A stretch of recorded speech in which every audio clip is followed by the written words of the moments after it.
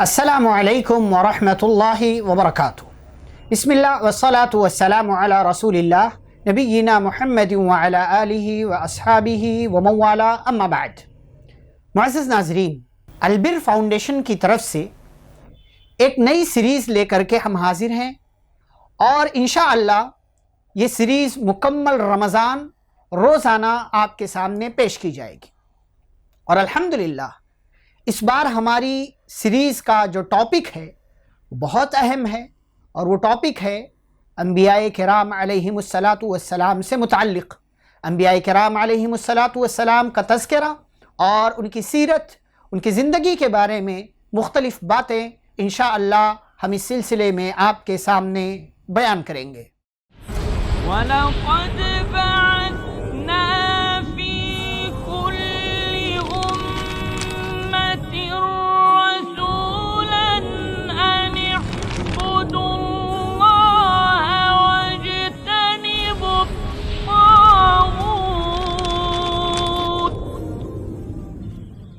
قرآن مجید کے اندر اللہ رب العالمین نے بہت سے نبیوں اور رسولوں کے قصے بیان کیے ہیں۔ انہی نبیوں اور رسولوں کا قصہ ہم آپ کے سامنے ذکر کریں گے، لیکن اس سے پہلے ہمارے لیے یہ جاننا ضروری ہے کہ انبیاء ہیں کون، رسول کون ہوتے ہیں، اور انبیاء اور رسول کے بارے میں ہمارے لیے جاننا ضروری کیوں ہے۔ تو یہ بات یاد رہے کہ انبیاء اور رسول ان پر ایمان لانا ضروری ہے۔ ایمان کے 6 ارکان ہیں، ان 6 ارکان میں سے ایک رکن ہے نبیوں اور رسولوں پر ایمان لانا۔ جیسا کہ پیارے نبی صلی اللہ علیہ وسلم کے سامنے حضرت جبریل علیہ السلام آئے اور سوال کیا کہ مل ایمان، ایمان کیا ہے؟ تو آپ صلی اللہ علیہ وسلم نے بیان فرمایا ان تؤمن باللہ وملائکتہ وکتبہ ورسلہ والیوم الآخر والقدر خیرہ وشرہ۔ ایمان یہ ہے کہ اللہ پر ایمان لایا جائے، اللہ رب العالمین کے فرشتوں پر ایمان لایا جائے، اللہ کی کتابوں پر ایمان لایا جائے، اللہ کے رسولوں پر ایمان لایا جائے، اور قیامت کے دن پر ایمان لایا جائے، اور اچھی اور بری تقدیر کے ہونے پر ایمان لایا جائے۔ ایمان کے یہ 6 ارکان ہیں، ان میں سے چوتھا رکن ہے نبیوں اور رسولوں پر ایمان۔ ہم سب کو نبیوں اور رسولوں پر ایمان لانا ضروری ہے، جیسے اللہ پر ایمان، جیسے کتابوں پر ایمان، جیسے فرشتوں پر ایمان، جیسے قیامت کے دن پر ایمان، ایسے ہی نبیوں اور رسولوں پر ایمان لانا ہمارے لیے ضروری ہے۔ اور اس حوالے سے بہت ساری دلیلیں ہیں، جیسا کہ اللہ رب العالمین نے حکم دیتے ہوئے فرمایا فَآمِنُوا بِاللَّهِ وَرُسُلِهِ، تم ایمان لے آؤ اللہ پر اور اس کے رسولوں پر۔ ایسے ہی اللہ رب العالمین نے ایک آیت کے اندر بیان فرمایا وَمَن يَكْفُرْ بِاللَّهِ وَمَلَائِكَتِهِ وَكُتُبِهِ وَرُسُلِهِ وَالْيَوْمِ الْآخِرِ فَقَدْ ضَلَّ ضَلَالًا بَعِيدًا، جو اللہ کا انکار کرے، فرشتوں کا انکار کرے، اللہ کی کتابوں کا انکار کرے، رسولوں کا انکار کرے، قیامت کے دن کا انکار کرے، تو گویا کہ وہ دور کی گمراہی میں پڑ گیا۔ یہ ساری دلیلیں یہ بتاتی ہیں کہ نبیوں پر، رسولوں پر، پیغمبروں پر ایمان لانا ضروری ہے۔ ان پر ایمان لائے بغیر ایک انسان مومن نہیں ہو سکتا، ایک بندہ ایمان والا نہیں ہو سکتا۔ اب پیغمبروں کے لیے 2 الفاظ اللہ رب العالمین نے قرآن کے اندر استعمال کیے، ایک نبی اور ایک رسول۔ تو نبی کا مطلب کیا ہے، رسول کا مطلب کیا ہے، سب سے پہلے ہم یہ جانتے ہیں، اور آج کی اس ملاقات میں آپ کے سامنے یہی تذکرہ کیا جائے گا کہ انبیاء کون ہیں، ان پر ایمان لانا کیوں ضروری ہے، ان پر ایمان لانے کے تقاضے کیا ہیں، اور انبیاء کو بھیجنے کے پیچھے اللہ تعالیٰ کی حکمتیں کیا تھیں، مقاصد کیا تھے۔ اور اس کے بعد انشاءاللہ اگلی ملاقات سے ہم نبیوں کی سیرت کا تذکرہ آپ کے سامنے کریں گے۔ رسول کا مطلب کیا ہے؟ رسول یہ را سین لام عربی زبان کا ایک لفظ ہے، اسی سے نکلا ہوا ہے، اور رسول کہتے ہیں ایسا انسان جس کو میسج دیا گیا، رسالہ سے ہے یہ، پیغام، میسج، کوئی جو ہے آپ نے کسی کو بات بیان کر دی۔ اور رسول کو رسول اسی لیے کہا جاتا ہے کیونکہ اس کو اللہ کی طرف سے پیغام ملا کرتا تھا کہ تاکہ وہ اللہ کے بندوں تک وہ پیغام پہنچا دے۔ نبی کا مطلب کیا ہے؟ نبی یہ نبعن سے ہے، نبعن کا مطلب خبر، نبی خبر دینے والا، خبر بتانے والا، جیسا کہ اللہ رب العالمین نے قرآن کے اندر یہ لفظ استعمال کیا ہے، قال نبأنی العلیم الخبیر، قالت من انبأک هذا نبئ عبادی انی انا الغفور الرحیم عن النبأ العظیم۔ تو نبأ ان کا مطلب ہوتا ہے خبر، اسی سے ہے نبی۔ نبی اس کو کہتے ہیں کہ جسے اللہ کی طرف سے خبر دی جاتی ہے، بتایا جاتا ہے، اور پھر اس خبر کو وہ لوگوں کے درمیان عام کرتا ہے۔ یہ ہوا مطلب نبی کا، یہ ہوا مطلب رسول کا۔ اب نبی اور رسول کے درمیان فرق کیا ہے یہ جانتے ہیں۔ تو علماء کا اس درمیان اختلاف ہے کہ نبی اور رسول میں فرق کیا ہے۔ تو کچھ علماء کہتے ہیں کہ نبی اور رسول ایک ہی ہیں، بس الفاظ کا فرق، جیسا کہ اللہ تعالیٰ نے کہا وَمَا أَرْسَلْنَا مِن قَبْلِكَ مِن رَّسُولٍ وَلَا نَبِيٍّ، ہم نے جو بھی رسول اور نبی بھیجا۔ تو بعض علماء کہتے ہیں دونوں ہم معنی ہیں، اور بعض علماء یہ کہتے ہیں کہ دونوں ایک اعتبار سے ایک ہیں اور دوسرے اعتبار سے دونوں الگ الگ ہیں۔ لیکن صحیح بات یہ ہے کہ ہر رسول نبی ہو سکتا ہے، لیکن ہر نبی رسول نہیں ہو سکتا۔ تو رسول نبی بھی ہو سکتا ہے، لیکن نبی رسول نہیں ہو سکتا ہے۔ رسول یہ خاص ہے اور نبی عام ہے، اور نبی کو جیسا کہ بعض لوگوں نے ذکر کیا ہے کہ پچھلے انبیاء کو جو شریعت دی گئی تھی اسی شریعت کی تجدید کے لیے نبیوں کو بھیجا جاتا تھا۔ اب آئیے دیکھتے ہیں کہ یہ جو انبیاء آئے ان کے درمیان درجات جو ہیں ان میں تفاوت ہے، فرق ہے۔ سارے نبی سارے رسول ایک ہی لیول کے نہیں ہیں، جیسا کہ خود اللہ نے کہا تِلْكَ الرُّسُلُ فَضَّلْنَا بَعْضَهُمْ عَلَى بَعْضٍ، یہ رسول تھے، بعض کو بعض پر ہم نے فضیلت دی، جیسا کہ حضرت ابراہیم خلیل اللہ، حضرت موسیٰ کلیم اللہ، حضرت عیسیٰ روح اللہ، حضرت اسماعیل ذبیح اللہ، بہت سے انبیاء آئے، الگ الگ سب کی خصوصیات تھی۔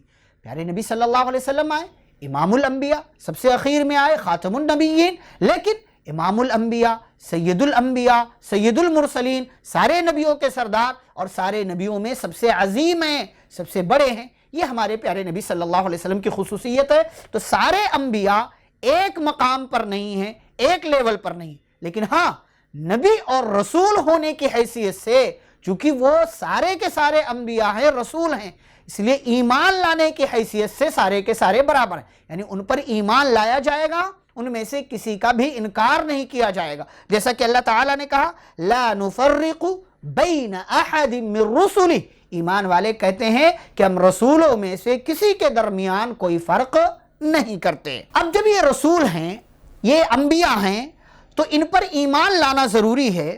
تو ایمان لانے کے تقاضے کیا ہیں؟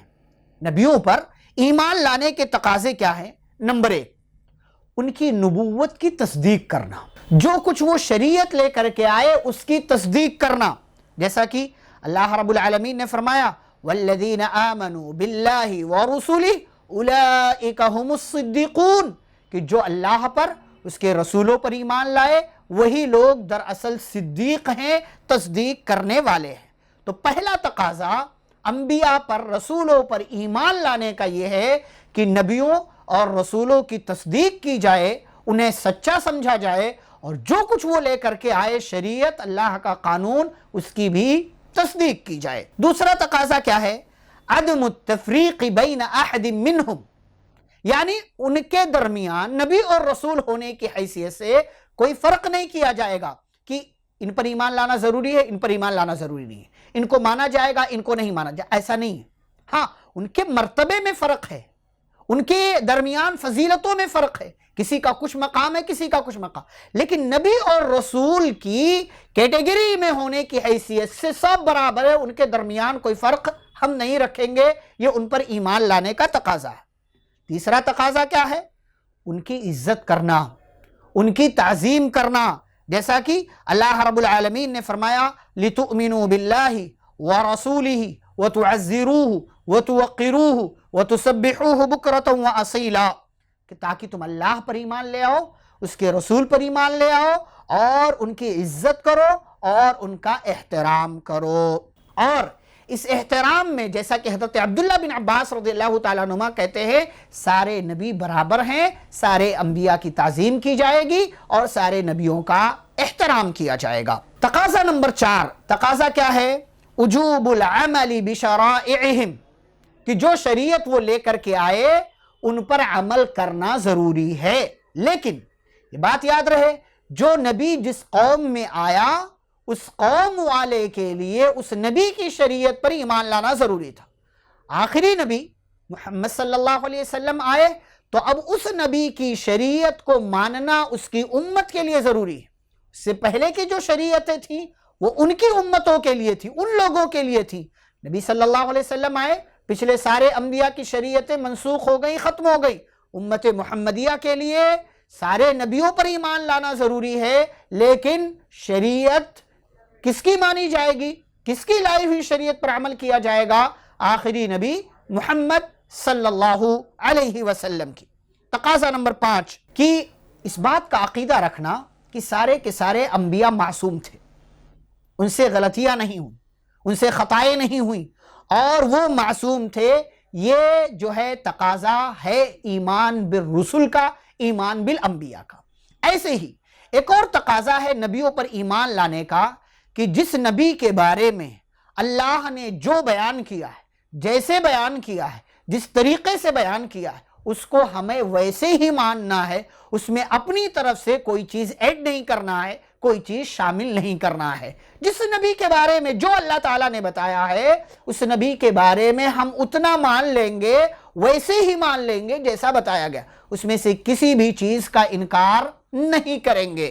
ایسے ہی انبیاء اور رسولوں پر ایمان لانے کا تقاضا یہ بھی ہے کہ ہم ان کے تعلق سے اگر کوئی ان کی عزت پر کیچڑ اچھالتا ہے، اگر کوئی ان کے بارے میں برا بھلا کہتا ہے، اگر کوئی ان کو معبود بنا لیتا ہے، اگر کوئی ان کی شان میں غلو کرتا ہے، تو ان کے بارے میں جو حقیقت ہے، جو سچائی ہے، ہم وہ لوگوں کے درمیان بیان کریں اور ساتھ ہی ساتھ ان کی عزت کا دفاع کریں۔ یہ نبیوں پر، رسولوں پر ایمان لانے کا تقاضا ہے۔ تو یہ مختلف تقاضے تھے انبیاء اور رسولوں پر ایمان لانے کے، جن کا تذکرہ میں نے آپ کے سامنے کیا کہ انبیاء اور رسولوں پر ایمان لانے کے تقاضے کیا ہیں۔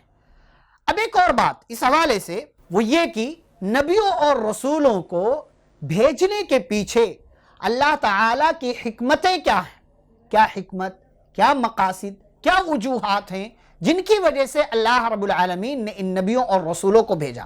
لیکن ایک بات یاد رہے کہ انبیاء دنیا میں کتنے آئے، کوئی فکس تعداد نہیں ہے۔ بعض روایتوں سے معلوم ہوتا 1 لاکھ، بعض سے معلوم ہوتا 1,24,000، لیکن وہ روایتیں صحیح نہیں۔ کتنی تعداد اللہ عالم۔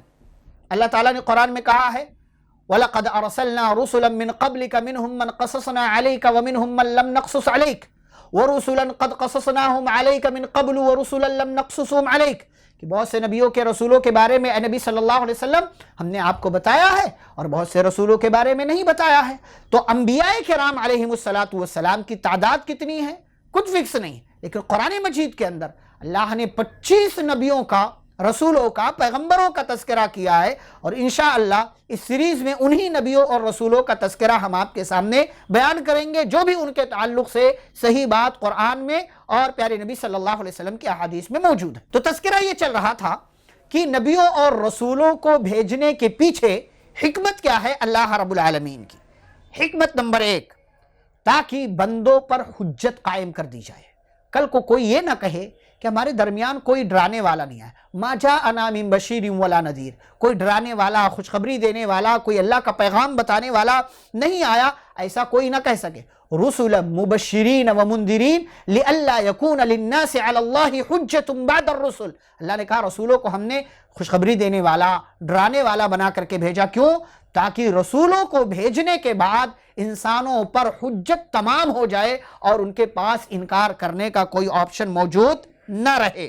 اور پیارے نبی صلی اللہ علیہ وسلم نے ذکر کیا ہے، صحیح بخاری مسلم کی حدیث ہے، اس لیے بھیجا رسولوں کو، نبیوں کو، پیغمبروں کو، تاکہ کسی کے پاس کوئی عذر اور بہانہ موجود نہ رہے۔ یہ پہلی حکمت ہے نبیوں اور رسولوں کو دنیا میں بھیجنے کا۔ دوسرا مقصد یا دوسری حکمت کیا ہے؟ تاکہ دین کی باتوں کو قائم کیا جائے، تاکہ دین کے تعلق سے لوگوں کو بیدار کیا جائے۔ اور اس حوالے سے آپ دیکھتے ہیں اللہ تعالیٰ نے قرآن میں کہا شرع لکم من الدین ما وصى به نوحا، سورۃ الشورى کی آیت میں اللہ تعالیٰ نے کئی نبیوں کا، رسولوں کا ذکر کیا اور کہا کہ ہم نے آپ کو جو دین دیا، آپ سے پہلے نوح، ابراہیم، موسیٰ، عیسیٰ کو بھی یہی دین دیا، اور کیا کہا ان اقیموا الدین، کہ دین کو قائم کرو۔ تو دین قائم کرنا، دین پر لوگوں کو چلانا، لوگوں کو لے کر کے آنا، یہ اللہ تعالیٰ کی حکمت تھی تاکہ رسولوں کے ذریعے یہ کام لیا جائے۔ حکمت نمبر 3، تاکہ امت کو، لوگوں کو دین کے اعتبار سے اور سیاست کے اعتبار سے ایک پلیٹ فارم پر جمع کر دیا جائے، ایک جگہ لوگوں کو جمع کیا جائے۔ کیوں؟ اس لیے کہ ایک رسول، ایک لیڈر، ایک کمانڈر، ایک جو ہے قائد ہوگا، ایک اللہ کا نبی، میسنجر، رسول ہوگا، تو لوگ اس کی بات مانیں گے اور دین کے اعتبار سے بھی ایک ہوں گے اور سیاست کے، دنیا کے اعتبار سے بھی ایک ہوں گے۔ حکمت نمبر 4، تاکہ لوگوں کے درمیان ایک اگزامپل سیٹ کیا جائے کہ ہونا ہم کو ایسا چاہیے، ہم کو ایسا بننا چاہیے۔ اسی لیے اللہ نے کیا کہا؟ لَقَدْ كَانَ لَكُمْ فِي رَسُولِ اللَّهِ أُسْوَةٌ حَسَنَةٌ، اللہ کے رسول صلی اللہ علیہ وسلم کی زندگی میں تمہارے لیے بہترین نمونہ ہے۔ ہمارے لیے اگزامپل کون ہے؟ آئیڈیل کون ہے؟ نمونہ کون ہے؟ مثال کون ہے؟ پیارے نبی صلی اللہ علیہ وسلم۔ تو نبیوں کو بھیجنے کا مقصد یہ تھا تاکہ لوگوں کے سامنے ایک مثال رہے کہ زندگی کیسے گزارنا ہے، یہ نبی کی طرح، رسول کی طرح، پیغمبر کی طرح، اللہ کی جانب سے بھیجے گئے ہوئے اس انسان کی طرح جو اللہ کا منتخب کردہ ہے، جو اللہ رب العالمین کا چنندہ ہے، جسے اللہ نے چن لیا، اس کے حساب سے اس کے جیسی زندگی گزاری جائے، قدوہ، مثال اور نمونہ بنا کر کے اللہ رب العالمین نے پیغمبروں کو، رسولوں کو بھیجا۔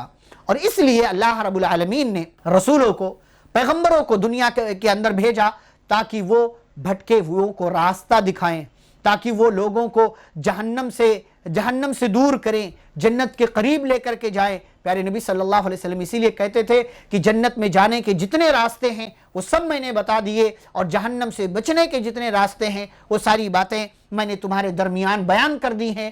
یہ رسولوں کو، نبیوں کو دنیا میں بھیجے جانے کے کچھ مقاصد تھے، کچھ حکمتیں تھیں جن کا تذکرہ میں نے آپ کے سامنے کیا۔ اور جتنے بھی انبیاء آئے، رسول آئے، سارے نبیوں اور رسولوں کی دعوت ایک تھی، سب کی دعوت ایک تھی، اور سارے نبیوں کی دعوت کا مرکز اور محور کیا تھا؟ توحید۔ وَلَقَدْ بَعَثْنَا فِي كُلِّ أُمَّةٍ رَسُولًا أَنِ اعْبُدُوا اللَّهَ وَاجْتَنِبُوا الطَّاغُوتَ۔ اللہ کہتے ہیں ہم نے ہر امت میں ایک رسول بھیجا، کیا میسج دے کر کے؟ کہ جا کے لوگوں کو کہو أَنِ اعْبُدُوا اللَّهَ، کہ اللہ کی عبادت کرو اور طاغوت کی عبادت سے بچو۔ یہ تمام نبیوں اور رسولوں کی دعوت کا محور و مرکز توحید ہے، اس لیے کہ توحید سب سے بڑی نیکی ہے، اور توحید سب سے بڑا خیر ہے، اور شرک سب سے بڑا اور سب سے جو ہے اعلیٰ قسم کا گناہ ہے جس سے ہم اور آپ کو بچنا چاہیے۔ اور ایک بات یہ بھی یاد رہے کہ اللہ رب العالمین نے پیغمبروں کی صداقت کے لیے، نبیوں کی صداقت کے لیے، تاکہ لوگ ان کو مان لیں، ان کو رسول نبی مان لیں، اللہ نے بہت سے معجزات دی الگ الگ نبیوں کو، رسولوں کو، جن کا تذکرہ انشاءاللہ نبیوں کے تذکرے کے ساتھ ہم کریں گے کہ نبیوں کو کیسے کیسے معجزات دیے گئے۔ کیوں؟ تاکہ لوگوں کو یقین ہو جائے کہ یہ کوئی عام انسان نہیں ہے بلکہ اللہ کی طرف سے بھیجا گیا ہے، اور اللہ نے اس کو یہ آیت، نشانی، یہ معجزہ دیا ہے۔ اور ایک بات یہ بھی یاد رہے کہ اللہ نے جتنے نبیوں کو بھیجا، ان کو جو دعوت دی، جو شریعت دیا، وہ سب اسلام، سب کا نام اسلام ہے۔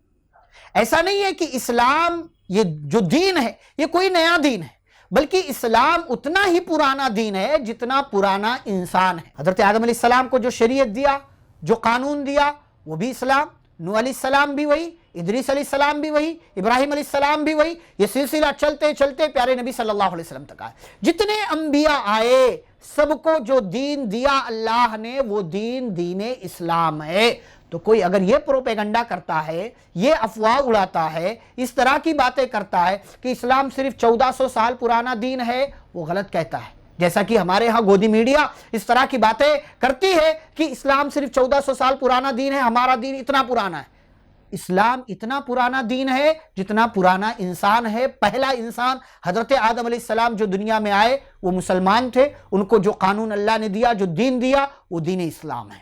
تو یہ انبیاء اور رسولوں کے حوالے سے کچھ ضروری باتیں تھیں جن کا تذکرہ آج کی اس مجلس میں نے آپ کے سامنے کیا کہ انبیاء کون ہیں، ان کی تعداد کیا ہے، ان پر ایمان لانا ضروری کیوں ہے، ایمان لانے کے تقاضے کیا ہیں، اللہ تعالیٰ نے ان کو دنیا کے اندر کیوں بھیجا، بھیجے جانے کے مقاصد کیا تھے، اور انبیاء کی صداقت کے لیے اللہ تعالیٰ نے معجزے دیے۔ جو ضروری باتیں تھیں وہ آپ کے سامنے رکھی گئیں۔ انشاءاللہ اگلی ملاقات سے ہم آپ کے سامنے انبیاء کا تذکرہ کریں گے، اور سب سے پہلے حضرت آدم علیہ السلام جو نبی تھے، اللہ نے جنہیں دنیا کے اندر بھیجا تھا، ان کا تذکرہ ہوگا، اور ایک ایک کر کے ہم سارے نبیوں کا تذکرہ آپ کے سامنے کریں گے۔ اللہ رب العزت سے دعا ہے اللہ ہم سبھی کو انبیاء پر ایمان لانے اور اس کے جو تقاضے ہیں ان تقاضوں کو پورا کرنے کی توفیق عطا فرمائے، آمین۔ وصلی اللہ علی النبی الکریم، ربنا تقبل منا انک انت السمیع العلیم، والسلام علیکم ورحمۃ اللہ وبرکاتہ۔